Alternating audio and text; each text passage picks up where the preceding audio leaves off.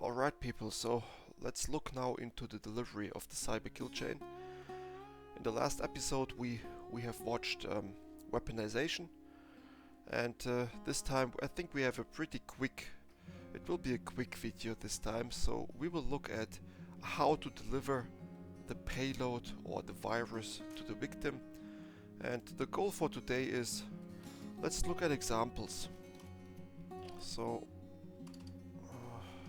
examples for delivery. Then again, what you can do about it. So we will look about countermeasures, and yeah, what else might be interesting. So there are tons of stories on how to do delivery. How would you do that from the perspective of the attacker? But I think for now, let's look at these two things. Then we have here things that Lockheed Martin gives us as examples. So they're writing delivering weaponized bundle to the victim via email, web, USB, etc. And this etc. This is what we are interested in. So, but these three examples obviously we can do too. One we have seen last time, USB. This was Stuxnet. This was Stuxnet here. Wait, where was it? Oh, there we go. It's just on the page before. I think I wrote it in the wrong way, so it's Stuxnet with 1x. So there we go. So there's your USB. This was also a good example for delivery. Another thing I noticed in one of the last videos, I think I had a spelling issue there, and I did not notice it until a very long time. Let me fix that real quick. Where was it? So I was writing weaponization, no. Recon, no. Recon. I was looking through the videos to make sure they are somewhat okay, and I noticed that. Where is it? Why don't I see that? Stuxnet, Mimikatz, intelligence. Yeah, this might have been one of those. Behavior based. Yes. And signature there. Not signature, it's signature. And I didn't notice that for some reason. Signature. Signature. So I did some. This was something that caught my eye when I was watching the video, and I asked myself, "Come on, man, will you notice? Will you not notice?" And I didn't notice. Happens. Okay, I hope it didn't bother you too much, but I know that for some reason when you're talking and recording these videos, this stuff does not catch your eye. Because the moment I rewatched my own video, I immediately saw the spelling mistake. But when you talk here, maybe not bothered by, the attention is somewhere else. Okay, alright then. But this is what we want to do here, so delivery. Let's first take a look at the screen. We add a bubble here again, here, and we just look at examples for delivery. This is what we want to look at, and now let's just see. We will just create some pictures, I think, or maybe not necessarily. So let's add some different smaller bubbles here, and we write down what Lockheed Martin gave us already, and that's USB. Let's see if I can remember a little bit. Email. I think website. Was it email? Web, yeah, and USB. So they don't call it website. For me, it's a website usually. Okay, so let's make this a little smaller here, and then we just try to find some examples for that. Let me think of how to structure it so that it's somewhat interesting. So probably you can think of examples for this. So here we just take Stuxnet again. Why not? So I just copy that stuff here and dump it here. So whenever we have seen something already, we don't need to repeat ourselves. There's a Stuxnet. Then email, what we do here is usually this will be phishing. So what I'll be looking now is I just go on Google Parallel and I will be looking for a picture for phishing. Okay, um, and we will just add that here then. Yeah, so phishing. Yeah, there's a good picture. That's good enough. It contains a little cartoon. Yeah, so this is email typically, and website has a name as well. And I remember I learned it some time ago. I forgot what the correct name there was, but on websites um, you use to deliver malware as well. So we call it malicious website. And malicious websites, they typically give you a login mask, or they, yeah, that's good too. So let's put now some multiple examples for that. So malicious website is something like this. Um, Downloading a virus. Okay, so you might have seen. We are not going to open any of these websites, but most of them are websites, for example, with porn. They are full of. They are known. They are notorious to be full with viruses, and since people like to consume that stuff, and they are not very they they are not in the mood to spot these things, let's say, and this is a very good method of delivering these kind of viruses. But there's more.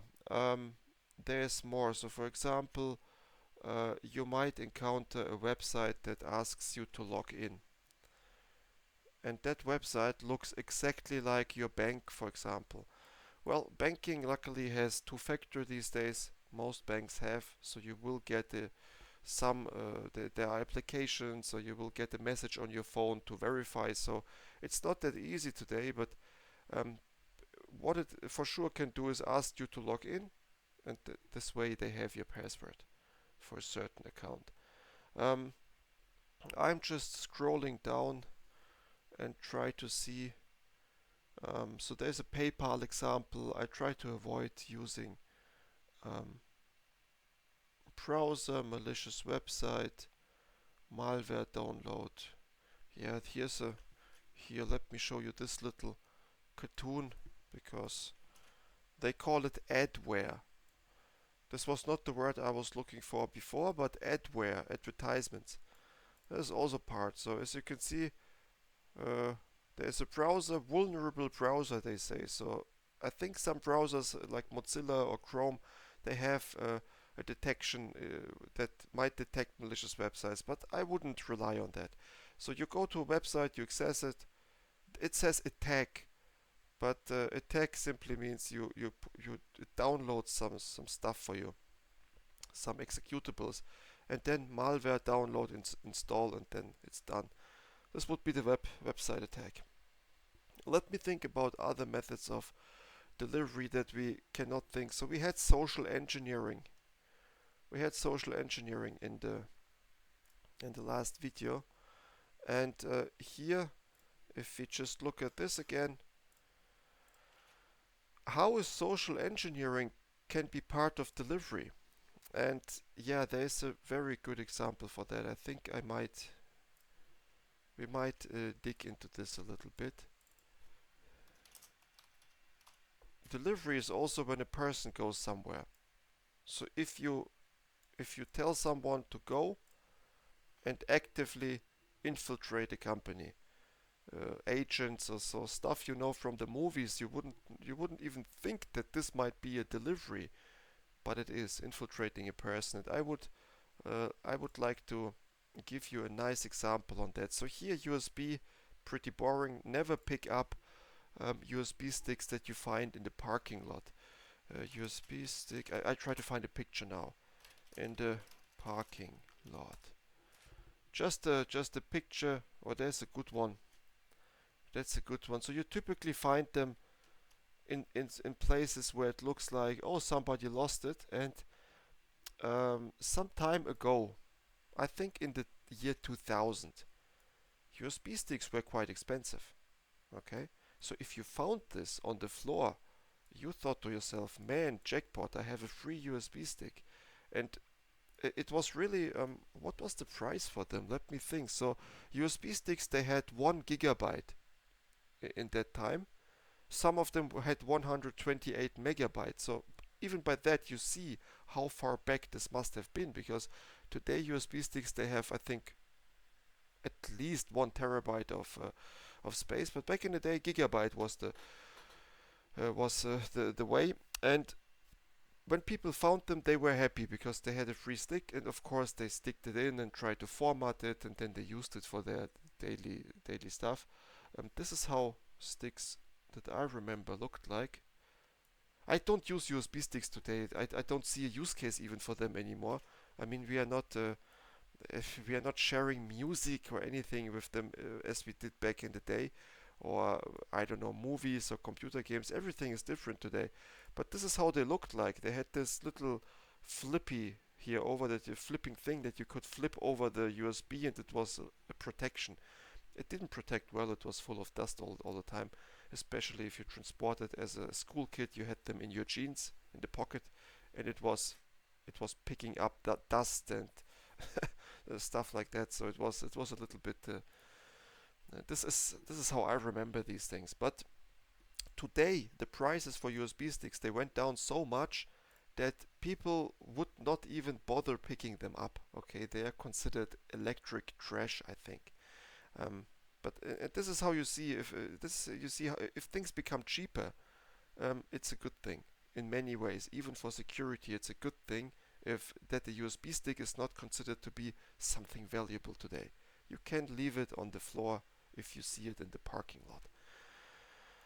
Yeah, so this is as much as I can tell you about USB sticks. There is not much interesting, but you see, the Lockheed Martin kill chain is not fancy in every aspect. It doesn't have to be. Okay, not all the security things are fancy. They are simple. They must be simple. Then you have here emails. This the thing is called phishing. I will not go into the phishing this because we covered this already. I will just go up and copy you the stuff where we talked about phishing. Um, it was that where we talked about how to craft the email address.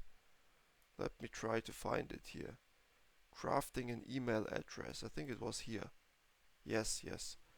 So this stuff like here that we see here is your email might be this. I just copy that.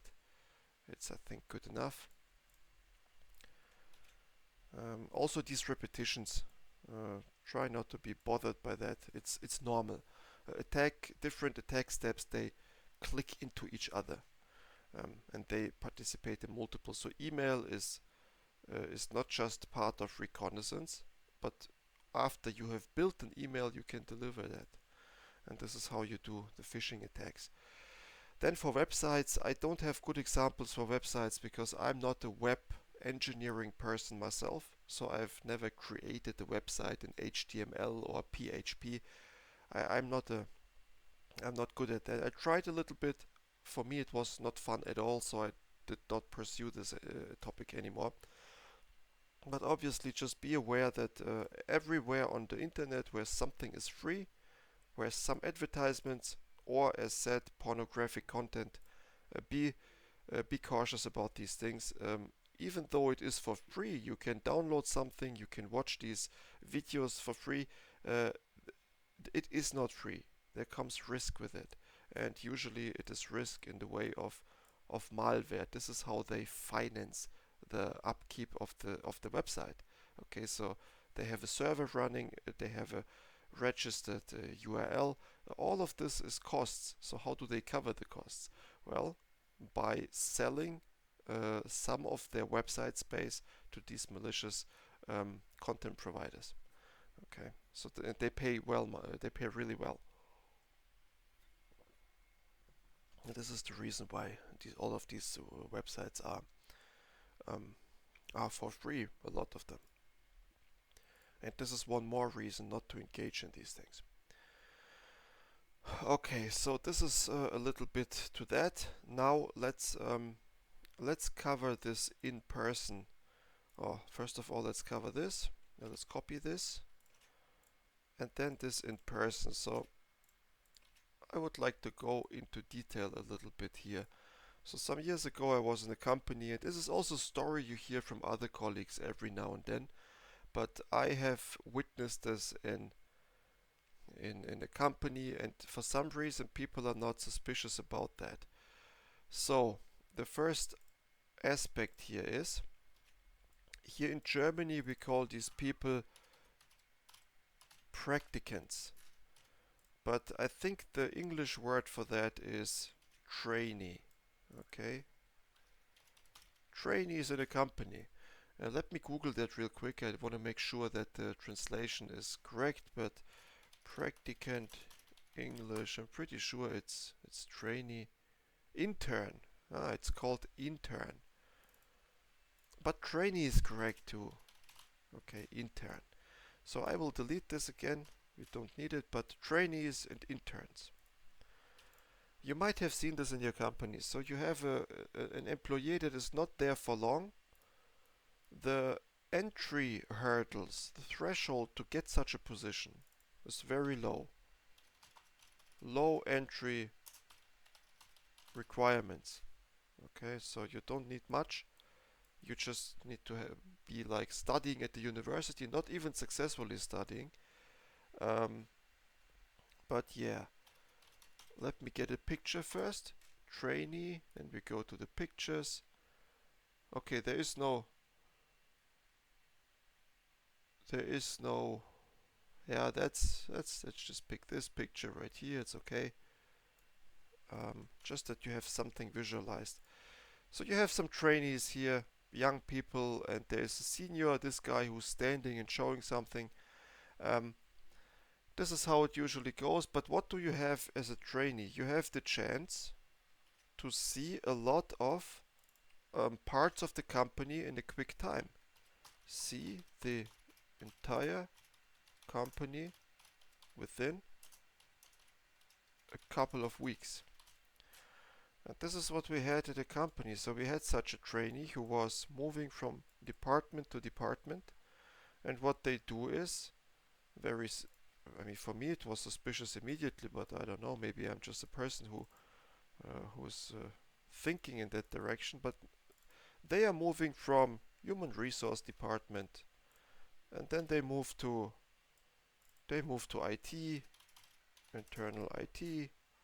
Okay, let's do some. And you know where this is going, right? But I still want to make this as explicit as possible. So after that, they visit maybe the law department. Okay, law department too. So, and then this is called. I need to put this here, I think. And I make the text a little smaller so that we don't convolute the entire. There we go. So they see all of this stuff in a pretty quick way. Can we give this a nice color like this? Yeah, that's good enough. It's not quite what I wanted, but I think it's good enough. Okay. And eventually they see your entire company, pretty much. Or whatever interests them, but trainees, for some reason, they are very interested in everything. And not all of them, but there are trainees who are suspiciously interested in everything. And eventually, one of these trainees ends up in my department, and I was working in a cybersecurity department. There we go. And not just cybersecurity, it was security operations center. Okay, this is where one of these trainees ended up eventually. You also call this a SOC. SOC. And this is very interesting because what happens when the person moves through that? Well, uh, where do we have shapes? I need this bracket to summarize things. There it is. It's under equations. Would have never guessed that this is an equation, but okay. Okay, so now let's try to find out what does a person need to make this movement, or what happens. Well, you need accounts, right? You need some sort of access to files because people are busy, and what they usually do is they give you access to some file shares. Get access to file shares. Because people are busy, they don't want to talk to the trainee for 2 hours. They're like, oh, we have that somewhere. And then, Steve, can you please give access for the trainee to this file? Then he can read it himself, and then we have a meeting afterwards. Stuff like that. Then, obviously, you get clearance to enter certain areas. The security area is SOC is a high security area of the company. You need a key card to enter. So key cards to enter high security areas of the company. So we had these key cards, but we were very surprised that the trainee all of a sudden could just simply go in there and be part of that. Okay, this is another thing that they get. Then access to any knowledge management system like Moodle, or what is popular these days, Confluence, access to knowledge. Because they want to obtain knowledge, right? And that's why they get access to knowledge management. Like, so Moodle is, I don't think it's popular anymore, but Confluence, etc. And the problem here is not Moodle or Confluence. So the problem are not these products. The problem is the fact that these people get it. Okay. What else is there? So yeah, so high security areas, they sometimes have drawings on the wall. This is one of the first things that I told people. Can see drawings on the walls, papers, network diagrams, procedures. So sometimes in these high security areas you have papers, wallpapers, and there are some information on there so that you can just, it's like a third screen. Okay, so back in the day, it started back in the day when computer screens were kind of small. Okay, so you were happy to have a 19 zoll. I don't know what the inch of that would be, but you would be happy to have a relatively small computer screen. These days you have 32 zolls, and zoll is a German way of calling it. I don't know what the inches is, but you get the idea. So the computer screens were small.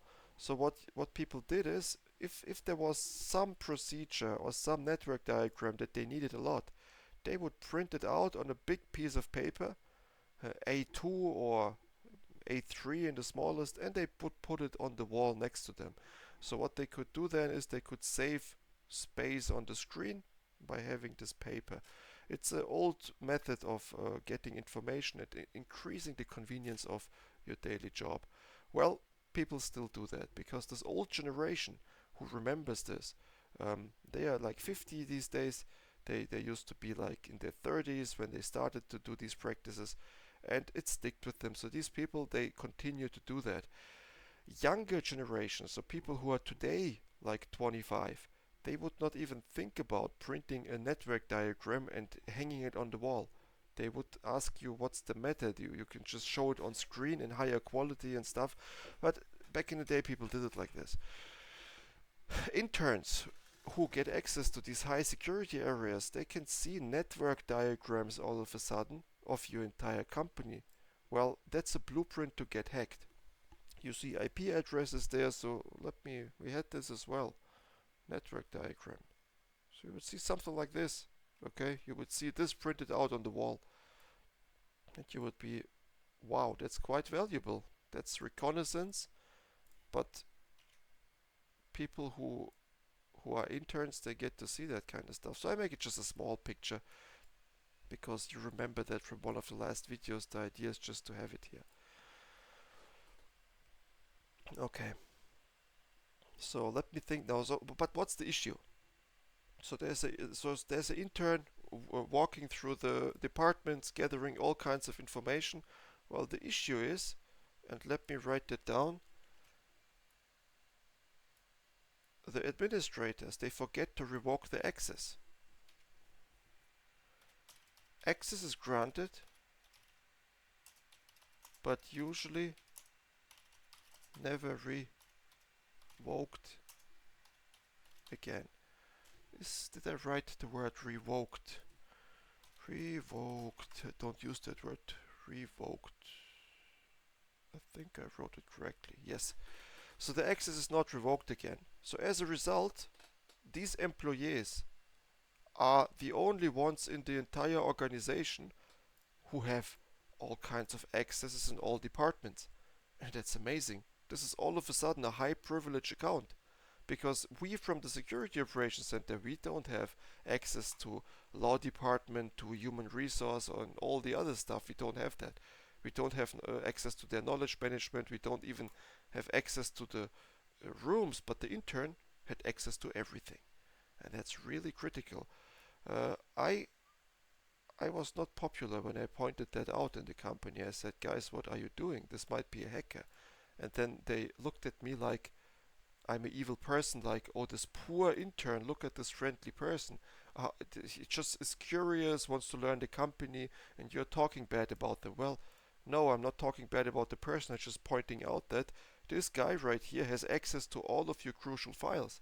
And it is very well possible that we have it to do here with a espionage. Yeah, nobody was willing to pay attention to when I pointed that out. I was still happy to see that at least they revoked their accesses after I mentioned that. So they indeed noticed that, okay, that guy is now in the Security Operations Center. He is no longer in human resource. He moved through that. He learned as much as he could, but he now no longer needs these access.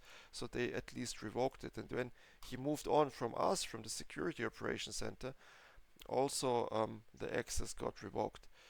Not just that, I pointed out that the network diagram should not be sitting on the wall like this, because not just the intern can take a photo of that, and I'm pretty sure they did.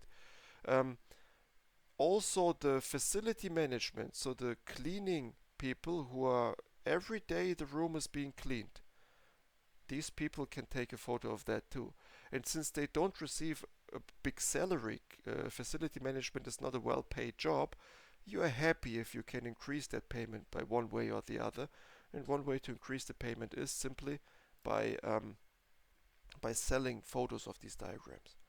And you would be surprised how easy it is. You just stand in front of the building, you see people who are cleaning workers, because how do you spot them? Not by the way they look, this would be an insult. No, you can't spot facility management by the way they look. They look as the same way as we do. They are also well dressed, and that's not the issue. You can spot them simply by the time that they start their job, because facility management starts working at 3 a.m., 4 a.m., okay? The regular workers, they start around 7, the earliest of them, and usually 8 a.m. So this is a typical time for your office worker to get to the job. But facility management is up very early because they need to clean the rooms before the day starts. Okay, that's how you can spot them. So just stand in front of the building, and let's have a picture here again. Let me see.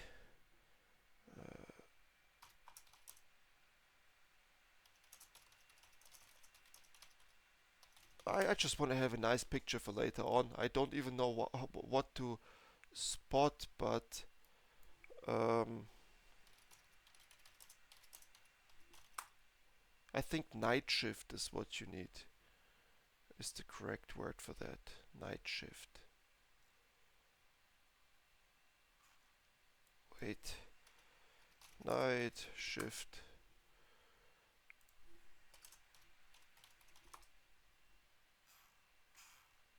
Okay, night shift happens to be, unfortunately, So night shift happens to be a product name, so you won't necessarily see it.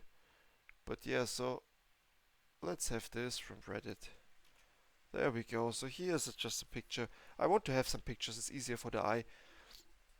So you just stand in front of the main entrance of a building. This appears to be like a main entrance. You just smoke a cigarette and you wait for the cleaning workers to pass by. Then you offer them money to create pictures of this, this, this, and this. You just ask them, hey man, you want to earn something? And these people, they don't have a lot to lose. This job is nothing special. You can start everywhere as a cleaning person, so um, they are happy to receive some money, especially if it's a. So these people are earning like $100 a day, I think, maybe 120 bucks a day. So if you offer them something like that in that range, 100 bucks, 200 bucks, they can double their daily income just like that. So they will take that offer. Okay. So this is how that stuff works. This is how did I even get to facility management? Um, yeah, so this was papers on the wall. So when the intern was walking by, I told our team to remove all the network diagrams immediately because not just the intern can catch them, but also the cleaning people can do that too. So the network diagrams disappeared. Um, please do that as well. Okay, if you walk into the room and you see some on the wall, you can have a calendar, you can have some pictures, you can have some flowers, you can have anything, but you shouldn't have confidential information there. The network diagram is confidential enough.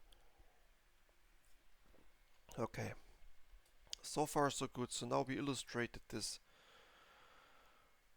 intern situation here. Um, be cautious of that. And we are here in the delivery. You might now be asking yourself, wait a minute, intern, how is that a delivery? Well, delivery is not just email, it's not just technical. In that case, you can deliver people to the company to do espionage. That's also delivery. The payload is the person itself then. That's the interesting part. So again, it's not always a technical aspect, but you deliver a real person to the company to infiltrate it. This person gathers as much information as possible. Eventually, a trainee or intern leaves the company. That's usual. They're just there. It's for the school project. That's what they're claiming, or something like that. So they're there for 1 month or two, and after this time they go again. They received a little bit of a payment, so there's usually just an incentive to do that. They see a lot of the job, and you usually say goodbye and okay. And once you finish your university, feel free to apply for a job here. We would like to see you again. That's the typical story how it goes. Well, you never see them again, and these people they will potentially steal that information. They will sell it. They were not interns. Okay, you can fake these kind of papers, or maybe they are at university at that time and that's just a side job that they have, but a side job in terms of being doing espionage. Okay, be aware of that. Oftentimes those are foreign students. Okay, so some people from China. Okay, in a European company, all of a sudden you have a Chinese intern. Well, I don't want to be racist here or anything, but um, for some reason this is very suspicious to me. Okay, because I feel like these people go home and they might be selling these plans that they obtained here um, to be produced in their own country. This happened in the past a lot. I'm not sure to what extent it happens today, because the Chinese, they are producing high quality products themselves these days, especially in automotive. So I don't think they even need to steal anything from the Western countries anymore. They are good. The quality of Chinese products increased so much that I don't think this is a typical case anymore that you would have espionage. But still, back in the day, this was one way to do it. Okay. So those were enough examples, I think. So now let's think about countermeasures. So unfortunately, I bloated the white page here, so we have to delete that stuff real quick. So, yep, I like how fluent this Google Slides is working. It's really nice.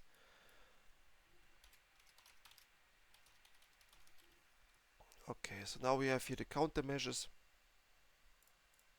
Let's see what you can do about that. First of all, let's see how to... Okay, let me think. So countermeasures um, for delivery. Well, obviously, um, there are multiple ways of countermeasures. So one is awareness. So if you think about this USB stick here, one big countermeasure would be awareness. Let's use this. Let's use a bubble like this. I'm not very creative today with these representations, but uh,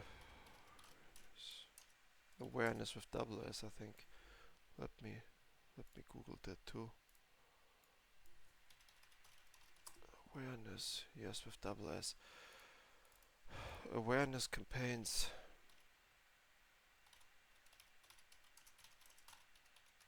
For employees. This is a very cheap and effective method.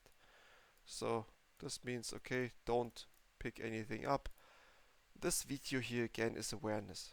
If you um, so I just put some of these things so you can watch this video. You don't need awareness so much because you found that stuff here and you already are familiar with that kind of stuff, but this is what you do.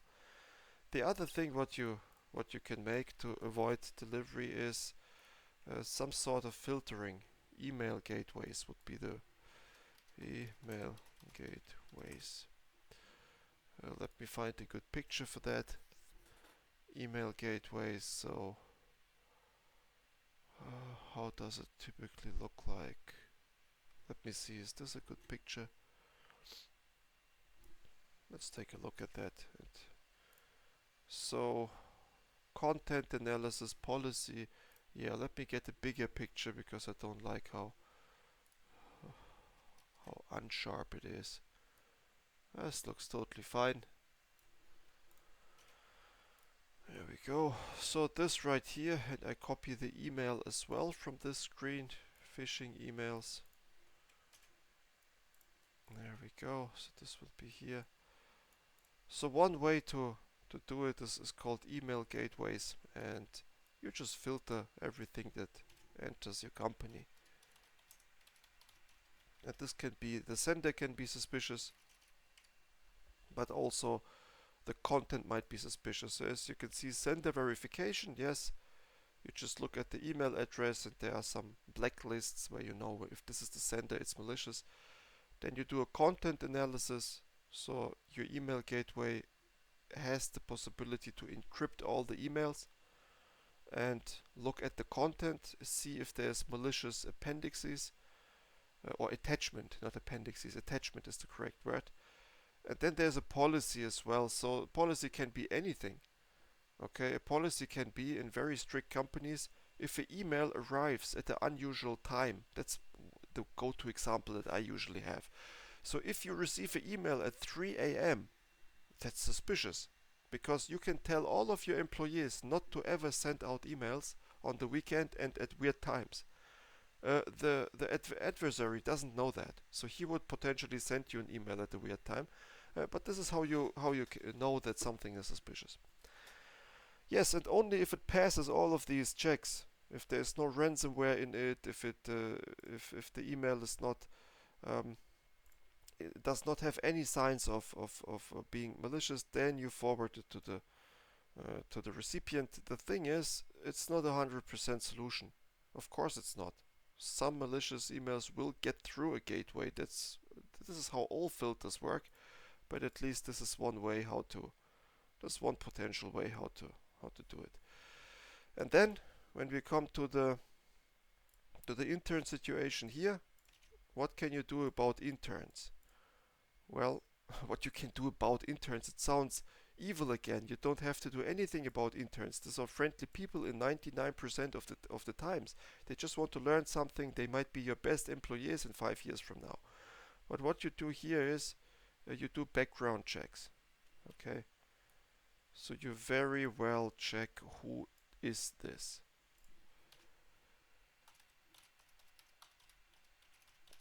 And I'm pretty sure the example that I faced had no background check whatsoever because it was a foreign student. Nobody knows anything about that person at all. And they have these names that you don't even remember because I'm not in that culture. I didn't even know who this is. But yeah, so you have to do background checks. And you can do as much background checks as you want. At some point, um, you, of course, within legal boundaries. So for example, see, so now I pay attention. Boundaries. I pay attention to the spelling. So you cannot do all kinds of background check, okay? So you cannot ask him for the political motivation. You can't ask people for religion. Well, first of all, these two things are relevant for, not relevant for cybersecurity, but you might want to know who are your parents, what are they working, who are they? But even this might be illegal to ask. So there are legal boundaries. You cannot find out everything about the person, um, but it would help to gain more information and to make a good decision whether this is a safe candidate or not. Oftentimes they are unfortunately not. Where is the format? Not color. Oh, they don't have it here, I believe.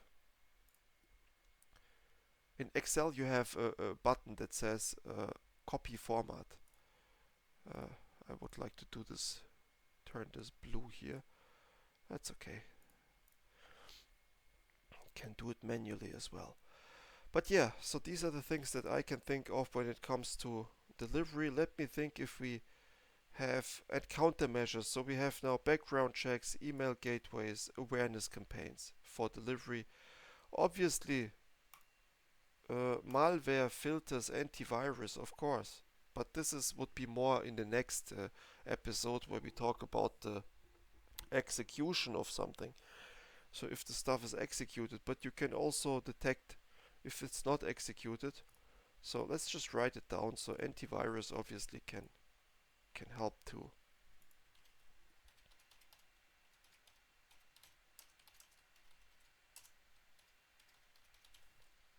Antivirus EDR systems help. Yes, if you now ask yourself what campaign should you do or what measure should you do, it's awareness. Awareness is the cheapest of all and very effective. All the other technical stuff is more expensive and also effective, yes, but start with awareness, do these things in parallel, and don't expect the technology to do the job on its own. The weak point here is always the people who are allowing this to happen. Okay. So, I feel like we did not cover this as deep as the other. We have 3 slides now here, a lot of pictures. I can think about a lot more when it comes to delivery. Um, but I would say those are the main vectors that are to be considered here.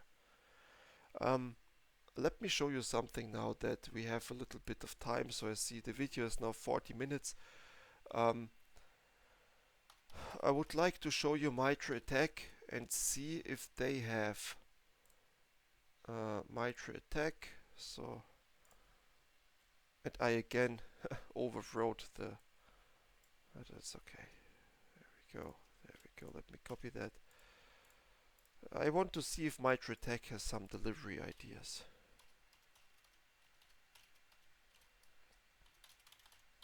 We call it an intermezzo because it's not necessarily. So Mitre attack, I will show you. It has some. Let me put it like this. Impact. I think we have all of them, right? Yes, we have. Impact, reconnaissance.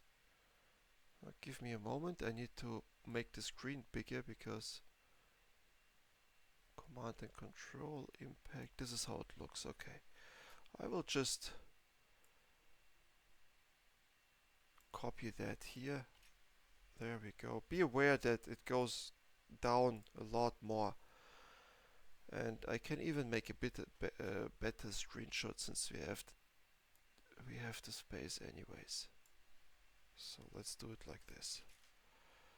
Now you see MitraTech, you see, oh, I forgot the source. Let's add the source as well. On what page did we use sources last time? Here we use the source. There we go. It doesn't have to be this big, I think. Mitra ORG. This is, why do I show this to you? So I noticed that I run out of ideas in this video when it comes to delivery, and I just wanted to show you another dialect, let's say, of the kill chain. As you can see, it has here 1, 2, 3, 4, 5, 6, 7, 8, 9, 10, 11, 12, 13. It has 14 steps. That's a kill chain as well, as you can see. And it has some aspects that are similar to our kill chain from Lockheed Martin. So they indeed used this, and they group their so-called techniques. They group them along the kill chain. And you can see reconnaissance is on the left side. This is our first step too.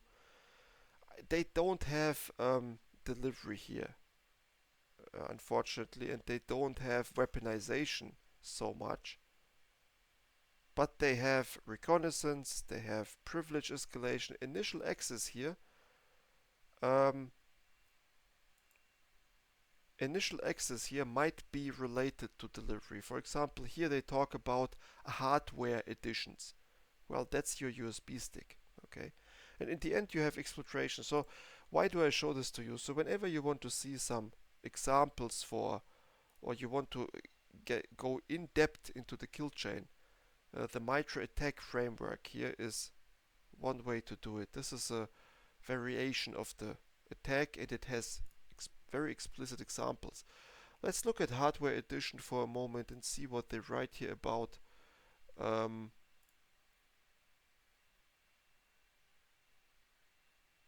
let me see, public usage,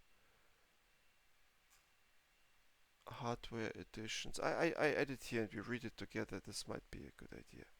So this comes to the order front. This comes here. Unfortunately, Mitra attack is now hidden, but that's okay. We put it here. And then I want you to see this right here as well, because it's pretty interesting. There we go. We can make this smaller now, so this right here can go down. This can go down too. That's good enough, I think. This is absolute good enough. So let's see what they write about hardware addition. But first I want you to notice how they built the page like this. On the right side they have an ID for the technique. This is 1200. T stands for technique. They sometimes have sub-techniques. Tactic, this is what they call the kill chain step. They call it tactic. You can do that, it's not forbidden to do it like this. But it's a bit difficult on the tongue, I feel like. Tactic, techniques, you know, but this is how they work. And then they tell you what platforms are affected.